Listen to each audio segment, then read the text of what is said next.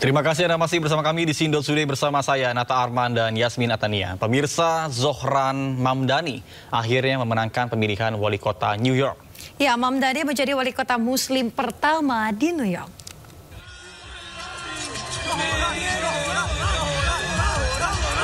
Para pendukung Zohran Mamdani merayakan kemenangan di sejumlah titik kumpul. Mamdani berhasil mengalahkan lawannya, mantan gubernur dari Partai Demokrat Andrew Cuomo dengan 50,4%. Kemenangan Zohran menjadikannya sebagai wali kota Muslim pertama New York. Tak hanya itu, pria berusia 34 tahun ini menjadi wali kota termuda.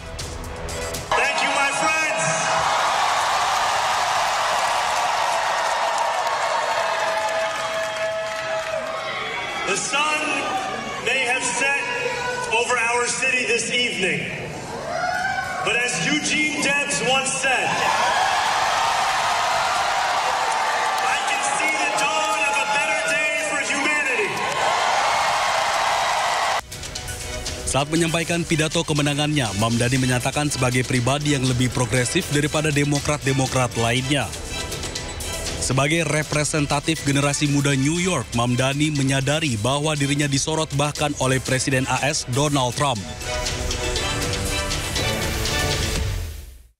Kemenangan Zohran Mamdani sebagai wali kota New York terpilih rupanya diikuti ancaman dari Presiden Amerika Serikat Donald Trump. Ya, hal ini diungkapkan Trump sehari sebelum pemungutan suara.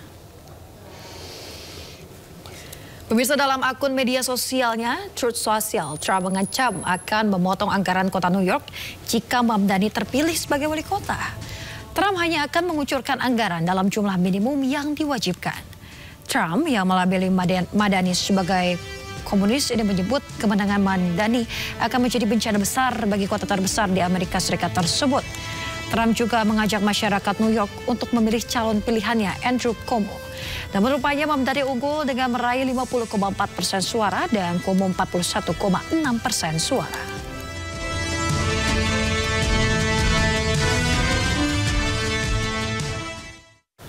Dan pemirsa, untuk membahas seperti apa harapan kaum muslim dan imigran di New York usai kemenangan Mamdani, kita saksikan perbincangan Yudi Handoyo dengan Imam Besar Islamic Center New York dan Presiden Yayasan Nusantara Ustadz Samsi Ali. Ustadz, dengan terpilihnya Mamdani sebagai wali kota pertama dari Muslim di Amerika Serikat, apakah ini sebagai sebuah bentuk simbol bahwa ada pandangan kepercayaan terhadap Muslim menjadi pemimpin publik di Amerika Serikat? Apakah sudah ke arah situ, Ustadz? Ya, saya kira ke arah sana bukan sesuatu yang baru ya, karena misalnya di Michigan itu sudah cukup lama ada wali kota walaupun tidak terkenal New York. Di beberapa kota di New Jersey juga sudah lama dulu ada wali kota New Jersey juga sudah pernah menjabat keturunan Pakistan. Tapi karena New York ini merupakan kota dunia dan kota yang memang menjadi pusat perpolitikan, karena ada perserikatan bangsa-bangsa, kemudian ada Wall Street, dan seorang anak muda yang sebenarnya relatif baru di perpolitikan, baru sekitar 2017 kemarin, Zohran Mamdani umur 34 tahun, dan kemudian maju. Dan saya kira yang paling menghebohkan ini adalah karena pertama dia imigran baru. Dia datang ke negara ini sekitar 20 tahun lebih yang lalu dan kemudian menjadi warga negara Amerika dan terpilih menjadi anggota DPRD New York. Biasanya untuk menjadi wali kota New York ini kan ada beberapa jenjang. Misalnya dari DPRD New York menjadi DPRD kota New York, lalu menjadi seorang pejabat yang bersifat menyeluruh di kota New York, apakah itu treasurer atau bendahara kota, tapi ini melompat. Dan saya kira yang paling mengejutkan adalah seorang muslim yang dengan gagah berani dan sangat bangga mendeklarasikan diri sebagai muslim pertama yang maju menjadi wali kota New York. Ini yang saya kira banyak menjadi hal yang mengkhawatirkan karena kesalahpahaman kepada Islam, termasuk Donald Trump tentunya. Ancaman-ancaman yang disampaikan Donald Trump ini bukan karena dia seorang imigran, bukan juga karena dia dari Asia Selatan kelahiran Afrika, tapi yang terpenting dari semua itu karena dia seorang muslim. Kata Islam ini masih menakutkan. Jadi kalau kembali kepada pertanyaan tadi, apakah sudah mengarah kepada adanya kepercayaan dalam hal kedudukan publik?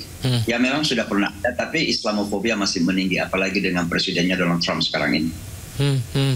Kalau begitu, Mamdani ini kira-kira Pak Ustadz, apakah akan membawa nilai-nilai Islam dalam keputusannya membuat kebijakan di New York nanti, Pak Ustadz? Sejauh mana dia bisa membawa nilai tersebut?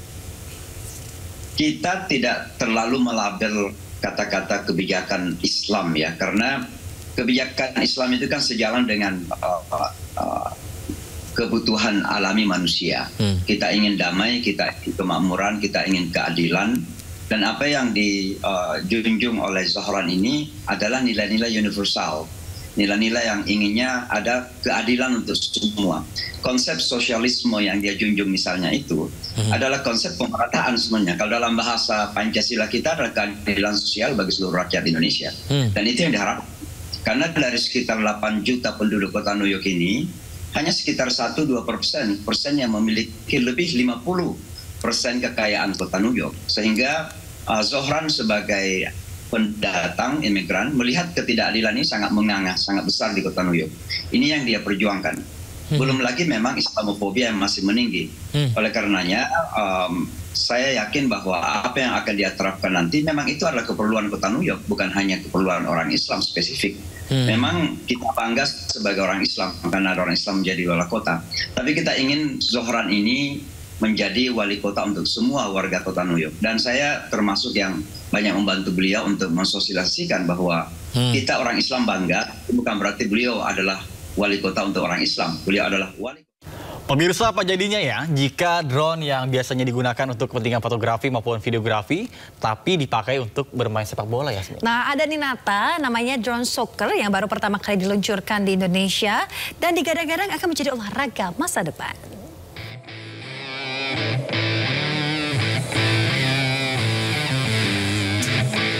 Inilah drone soccer, aktivitas baru yang menggabungkan olahraga dengan teknologi di udara. Permainan dan olahraga ini awalnya berkembang di Korea Selatan 2017 lalu, kini meluas ke Cina, Eropa, Amerika Serikat, hingga ke Indonesia. Drone soccer ini resmi memulai debutnya di Indonesia diluncurkan pertama kali dalam gelaran Instiper Drone Festival 2025 akhir pekan ini. Drone soccer ini adalah permainan sepak bola menggunakan pesawat tanpa awak di sebuah lapangan khusus yang ditutup tirai. Satu tim terdiri dari 2 hingga 5 drone yang saling berhadapan dan dimainkan menggunakan remote. Tim yang bisa memasukkan drone melewati lingkaran gawang dianggap mencetak gol dan keluar sebagai pemenang. Sejumlah peserta sangat antusias mencoba permainan drone soccer untuk pertama kalinya. Sangat menyenangkan sekali bisa bermain langsung, mencoba bagi yang pertama kali, dan sangat luar biasa, apalagi antusias dari mahasiswa Instiper dan masyarakat umum terhadap drone soccer. Pengenalan olahraga drone soccer ini menjadi salah satu bagian dari Instiper Drone Festival yang digelar Institut Pertanian Stiper Yogyakarta. Kehadiran drone soccer di Indonesia ini diharapkan bisa menjadi olahraga teknologi di masa depan. Dari Sleman, Yogyakarta, Heru Trijoko, iNews melaporkan.